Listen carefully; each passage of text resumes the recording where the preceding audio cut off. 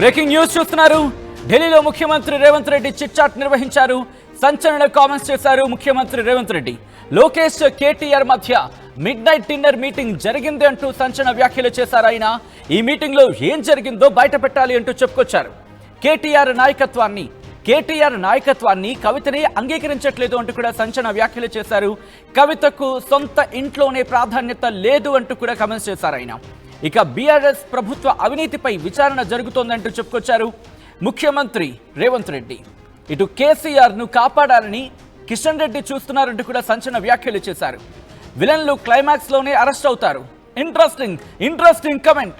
విలన్లు climax లోనే arrest అవుతారు అంటూ చెప్పుకొచ్చారు. కేటీఆర్ డ్రగ్స్ కేసులోని విచారణ జరుగుతోందంటూ సంచలన వ్యాఖ్యలు చేశారు. బీసీ రిజర్వేషన్లపై మా వ్యూహం మాకుంది అంటూ చెప్పుకొచ్చారు. సమస్యల పరిష్కారం కోసం ఢిల్లీకి వెళ్ళకపోతే ఫామ్ హౌస్ కు వెళ్తారా అంటూ చురకలంటించే ప్రయత్నం చేశారు. నెలకు 2 సార్లు ఢిల్లీకి ఖచ్చితంగా వెళ్తా అంటూ కూడా చెప్పుకొచ్చారు. ఈ నేపథ్యంలో ఇంకా ఎటువంటి వ్యాఖ్యలు చేయడం జరిగింది? మరీ ముఖ్యంగా ఈ మధ్య జరుగుతున్న పరిణామాల్లో కీ సిచ్యువేషన్స్ కి సంబంధించి వీటిని అక్కడ ప్రస్తావిస్తూ ఆయన చిట్చాట్లో కొన్ని అంశాలని తెర మీదకి తీసుకొచ్చినట్టుగా తెలుస్తోంది. మరీ ముఖ్యంగా డ్రగ్స్ కేసు అంటూ కూడా కొన్ని అంశాలని, దాంతోపాటు ఇంకొన్ని అంశాలని ఆయన అలా స్పృశించారు. ఈ నేపథ్యంలో ఇంకా ఎటువంటి అంశాలను ప్రస్తావనకు తీసుకొచ్చారు, ఎటువంటి అంశాలని ఆయన చిట్చాట్లో మాట్లాడారు, ఇవన్నీ కూడా డీటెయిల్గా తెలుసుకునే ప్రయత్నం చేద్దాం. మా ప్రతినిధి మధు అప్డేట్స్ అందించేందుకు సిద్ధంగా ఉన్నారు. మధు, ఇంట్రెస్టింగ్ డెవలప్మెంట్ కింద చెప్పుకోవాలి, ఎందుకంటే కొన్ని కీలక వ్యాఖ్యలు ఇటు లోకేష్ కేటీఆర్ అంటూ ఒక అంశాన్ని తెర మీదకి తీసుకొస్తే విలన్లు ఆఖర్లోనే క్లైమాక్స్లోనే అరెస్ట్ అవుతారంటూ చెప్పుకొచ్చారు. ఎలా చూడాలి, ఒక్కొక్క పాయింట్ కింద మాట్లాడుకునే ప్రయత్నం చేద్దాం. మరీ ముఖ్యంగా ముందుగా ఆయన చిట్చాట్లు ఇంకా ఎటువంటి అంశాలను ప్రస్తావించడం జరిగింది చెప్పే ప్రయత్నం చేస్తారా మధు? కామెంట్ చేశారు ముఖ్యమంత్రి ఢిల్లీలో జరిగినటువంటి చిట్చాట్లో. ఈరోజు ముఖ్యంగా ఆయన దుబాయ్ నుంచి స్టార్ట్ చేశారు. కేటీఆర్ స్నేహితుడు కేదార్ దుబాయ్ లో డ్రగ్స్ తీసుకొని చనిపోయారు, దానికి సంబంధించినటువంటి ఫోరెన్సిక్ రిపోర్టులు కూడా తెలంగాణకు తెప్పించాము అనేటువంటి ఒక సంచలన కామెంట్ చేశారు. మనకు తెలుసు కేదార్ అనేటువంటి వ్యక్తి దుబాయ్ లో చనిపోయినటువంటి ఘటన మనందరికీ తెలిసిందే. సినిమా ఇండస్ట్రీకి సంబంధించిన వ్యక్తి, రియల్ ఎస్టేట్ వ్యాపారం, చాలా మనతో సంబంధాలు ఉన్నాయి సినిమా ఇండస్ట్రీకి సంబంధించినటువంటి వారు. సో ఆయనను కేటీఆర్ కు ట్యాగ్ చేస్తూ రేవంత్ రెడ్డి స్టేట్మెంట్ చేశారు. దానికి సంబంధించిన ఫోరెన్సిక్ రిపోర్ట్ ఉందంటున్నారు. తెలంగాణ ప్రభుత్వం తీసుకొచ్చింది, ఎందుకు చనిపోయారు, ఎలా చనిపోయారు అనేటువంటి దుబాయ్ లో ఫోరెన్సిక్ రిపోర్ట్ తీసుకున్నారు రిపోర్టు. తర్వాత అర్ధరాత్రి పూట లోకేష్ తో డిన్నర్ మీటింగ్ ఎందుకు చేశాడు కేటీఆర్ అంటూ సెన్సేషన్ కామెంట్ చేశారు. కేటీఆర్ లోకేష్ ను ఇప్పటికే 3 సార్లు కలిశారు, మా దగ్గర ఇంటెలిజెన్స్ రిపోర్ట్ ఉంది, కావాలంటే ఆధారాలు బయట పెడతామనేటువంటి స్టేట్మెంట్ చేశారు. లోకేష్ ను చీకట్లో కలవాల్సినటువంటి అవసరం ఏముంది, వాళ్ళలాగా మేము ఫోన్ ట్యాప్ చేయడం లేదు, కేసీఆర్ హ్యాంలో ఏం జరిగిందో వారి కుటుంబ సభ్యులు బయటికి వచ్చి వాళ్ళే స్వయంగా చెప్తున్నారంటూ కవిత గురించి చెప్పే ప్రయత్నం చేశారు. ఇక్కడ రాష్ట్ర సమస్యల పరిష్కారం కొరకు ఢిల్లీ వెళ్లకుండా ఫామ్ హౌస్ వెళ్లాలా, వివాదాలు కావాలని టీఆర్ఎస్ చూస్తుంది. కేసీఆర్ ను కాపాడేందుకు కేంద్ర మంత్రి కిషన్ రెడ్డి ఒకవైపు తాపత్రయం పెడుతున్నారు. లేఖలతోనేమో పనులకు అధికారికంగా రివ్యూ సమావేశాలు పిలిస్తే వెళ్ళాను, కేంద్రంతో కలిసి పనిచేస్తామనేటువంటి స్టేట్మెంట్ చేశారు. ఇలా అనేక అంశాలు కేంద్రానికి సంబంధించి, కేసీఆర్ కుటుంబానికి సంబంధించి, ఫోన్ ట్యాపింగ్ కి సంబంధించి ప్రస్తుతం జరుగుతున్నటువంటి అన్ని అంశాలపైన మాట్లాడే ప్రయత్నం చేశారు. కేటీఆర్ గంజాయి బ్యాచ్, కేటీఆర్ చుట్టూ ఉండే వాళ్ళు డ్రగ్స్ తీసుకుంటారంటూ ఒక సంచలన కామెంట్ చేశారు. డ్రగ్స్ తీసుకునే వాళ్ళతో నేనేం మాట్లాడతాను, వైట్ ఛాలెంజ్ విసిస్తే పారిపోయింది కేటీఆర్, డ్రగ్స్ పై మాట్లాడకుండా కోర్టులకు వెళ్లి స్టే తెచ్చుకుంది కూడా కేటీఆర్ అంటూ సెన్సేషన్ కామెంట్ చేశారు. ప్రస్తుతం పెద్ద ఎత్తున చర్చ కొనసాగుతా ఉంది. అయితే గవర్నర్ కు పంపించిన ఆర్డినెన్స్, రాష్ట్రపతికి దగ్గరికి వచ్చిన చట్టం 2 వేరు అంటూ చెప్పే ప్రయత్నం చేశారు. అది చట్టం రూపంలో తీసుకురావడానికి బీసీ రిజర్వేషన్ విషయంలో రాష్ట్ర ప్రభుత్వం తీసుకున్నటువంటి అసెంబ్లీలో బిల్ పాస్ చేసి గవర్నర్ ద్వారా రాష్ట్రపతికి పంపించినటువంటి అది ఇప్పుడేమో ఆర్డినెన్స్, ఇప్పుడు స్థానిక సంస్థల్లో ఇమ్మీడియట్ గా ఎన్నికల్లో 42% రిజర్వేషన్ అమలు చేయడానికి ఆర్డినెన్స్ తీసుకొస్తా ఉన్నాం, చట్టబద్ధత ఉంటుంది దానికి కూడా అనేటువంటి ఒక స్టేట్మెంట్ చెప్పే ప్రయత్నం చేశారు.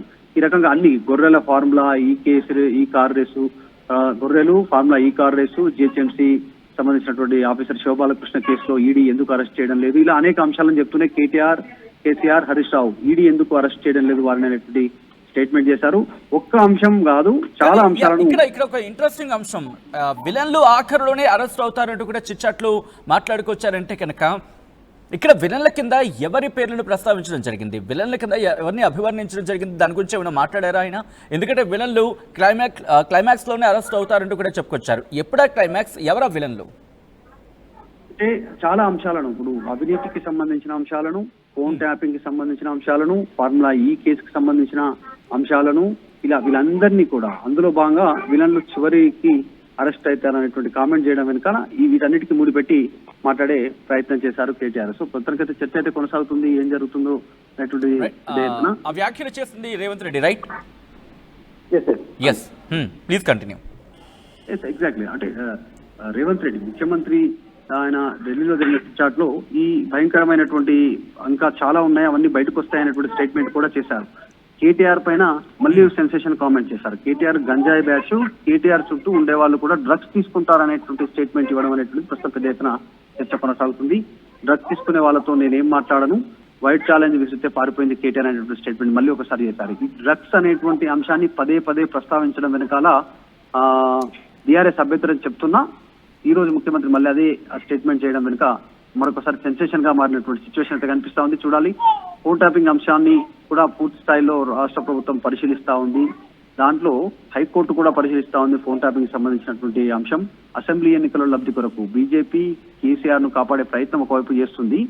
మనం చూసాం ఆ అసెంబ్లీ సమయంలో, ఎన్నికల సమయంలో ప్రతి ఒక్కళ్ళ ఫోన్లు ట్యాప్ చేశారు, వాళ్ళందరినీ విచారణ కొనసాగుతున్నటువంటి అంశాన్ని కూడా ఆయన చెప్పే ప్రయత్నం చేశారు. తర్వాత అక్కడి నుంచి మీరు అన్నట్టుగా Nara Lokesh at the same time Nara Lokesh ని కేటీఆర్ కలిశారు అంటూ కూడా డిన్నర్ మీటింగ్ అంటూ కూడా చెప్పుకొచ్చిన నేపథ్యంలో ఏ అంశాలు ప్రస్తావనకు వచ్చాయంటూ కూడా ఆయన చెప్పడం జరుగుతోంది. మరి ముఖ్యంగా ఈ అంశం గతంలో కూడా చర్చకు వచ్చింది సోషల్ మీడియా వేదికగా, కానీ రెండు పార్టీలు కూడా కొట్టిపారేసిన సందర్భం దాదాపుగా అటువంటి చర్చ జరిగింది సోషల్ మీడియా వేదికగా. బట్ ఇక్కడ ముఖ్యమంత్రి రేవంత్ రెడ్డి చేయడం ఈ వ్యాఖ్యలు అంటే కనుక ఇంట్రెస్టింగ్ అని చెప్పుకోవాలి. ఏ అంశాలు డిస్కషన్కి వచ్చాయంటూ కూడా ముఖ్యమంత్రి ఏమైనా చెప్పుకొచ్చారా తన చిట్చాట్లు? ఎగ్జాక్ట్లీ. అంటే సమావేశాలకు వెళ్ళకపోతే సమస్యలు ఎలా పరిష్కారం అవుతాయంటూ స్టేట్మెంట్ చేస్తుంది.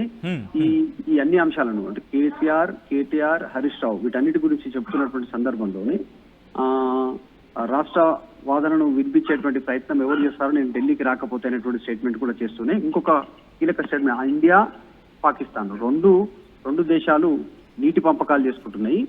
కానీ ఇప్పుడు ఈ అంశానికి సంబంధించి మాకు ఉన్న రెండు రాష్ట్రాలు నీటి పంపకాలు చర్చలు చేసుకుంటే దాంట్లో పంపాలకు వచ్చి దాంట్లో తప్పేముంది అనేటువంటి స్టేట్మెంట్ చేశారు.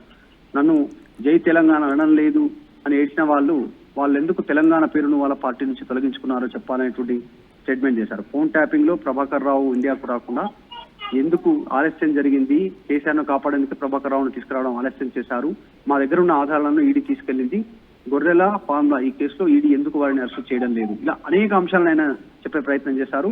సో మొత్తానికైతే లోక్సభ ఎన్నికల్లో టీఆర్ఎస్ చనిపోయి బీజేపీని బతికించింది. చివరిగా ఒక కామెంట్ చేస్తూ ముగించారు, నేను భయపడితే రేవంత్ రెడ్డిని కాదు అనేటువంటి స్టేట్మెంట్ చేశారు. ఇంకో రానున్న రోజుల్లో మరిన్ని సంచలనాలు ఉంటాయనేటువంటి ఒక స్టేట్మెంట్ అయితే ముఖ్యమంత్రి చేశారు. రైట్ మధు, మొత్తంగా అయితే మాత్రం ఢిల్లీలో ముఖ్యమంత్రి రేవంత్ రెడ్డి చిట్చాట్ నిర్వహించారు. ఇంట్రెస్టింగ్ కమెంట్స్ కాదు, సెన్సేషనల్ కమెంట్స్ చేశారు ఆయన. లోకేష్ కేటీఆర్ మధ్య మిడ్ నైట్ డిన్నర్ మీటింగ్ జరిగిందంటూ చెప్పుకొచ్చారు ముఖ్యమంత్రి రేవంత్ రెడ్డి. ఈ మీటింగ్లో ఏం జరిగిందో బయట పెట్టాలి అంటూ కూడా చెప్పుకొచ్చారు. కేటీఆర్ నాయకత్వాన్ని కవితనే అంగీకరించట్లేదు అంటూ కూడా సంచలన వ్యాఖ్యలు చేశారు ఆయన. కవితకు సొంత ఇంట్లోనే ప్రాధాన్యత లేదు అంటూ చెప్పుకొచ్చారు ముఖ్యమంత్రి రేవంత్ రెడ్డి. బీఆర్ఎస్ ప్రభుత్వ అవినీతిపై విచారణ జరుగుతోందన్నారు ముఖ్యమంత్రి. కేసీఆర్ను కాపాడారని కిషన్ రెడ్డి చూస్తున్నారంటూ కూడా ఆయన సంచలన వ్యాఖ్యలు చేశారు. విలన్లు క్లైమాక్స్లోనే అరెస్ట్ అవుతారంటూ చెప్పడం ప్రాధాన్యత సంతరించుకుందని చెప్పుకోవాలి. కేటీఆర్ డ్రగ్స్ కేసులోనూ విచారణ జరుగుతోందంటూ చెప్పుకొచ్చారు. ఇక బీసీ రిజర్వేషన్లపై తమ వ్యూహం తమకుంది అంటూ కూడా చెప్పుకొచ్చారు ముఖ్యమంత్రి రేవంత్ రెడ్డి. సమస్యల పరిష్కారం కోసం ఢిల్లీకి వెళ్ళకపోతే ఫామ్ హౌస్కి వెళ్తారా అంటూ చురకలంటించే ప్రయత్నం చేశారు. తనకు క్వశ్చన్ చేస్తున్న వాళ్ళకి సంబంధించి చెప్పి భావించవచ్చు ఆయన చేసిన కమెంట్స్ చిట్చాట్లో భాగంగా.